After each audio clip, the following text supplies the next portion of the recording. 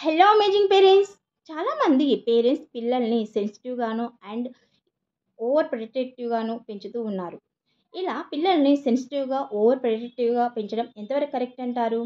Parents అంటారు, మేము మా లైఫ్లో చాలా ప్రాబ్లమ్స్ ఫేస్ చేశామండి, మా పిల్లలు ఈ ప్రాబ్లమ్స్ పడకూడదు, వాళ్ళు హ్యాపీగా ఉండాలి అని అంటారు. మనకు పిల్లలపై ప్రేమ ఉండొచ్చు, కానీ మన ప్రేమ పిల్లల్ని బలహీనులుగా మార్చకూడదు. వాళ్ళు ఏదైనా పని చేస్తూ ఉంటే, అరే నీకెందుకురా మేము చేస్తాం కదా అని అంటారు. అంతేకాకుండా పిల్లలు బాధపడుతూ ఉంటే, అరే నువ్వు బాధపడొద్దు మేము చూసుకుంటాంలే అని అంటారు.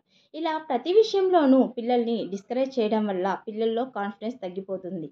అంతేకాకుండా వాళ్ళు ఏదైనా పని ఇండిపెండెంట్గా చేయాలంటే కూడా వాళ్ళ మీద నమ్మకం ఉండదు. ఈవెన్ చిన్నప్పుడు పిల్లలు నడవడానికి ట్రై చేస్తూ ఉంటే, వాడు ఎక్కడ పడిపోతాడోనని ముందుగానే ఎత్తుకుంటాము.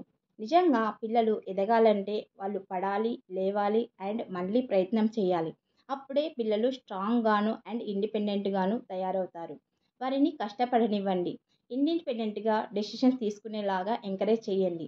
పిల్లల్లో భయానికి బదులు నమ్మకాన్ని నింపండి. Right children who don't just obey. Right children who believe in themselves. If you like this video, please like, share, comment. I am Indu Jogi, a behavior coach for children. Thank you.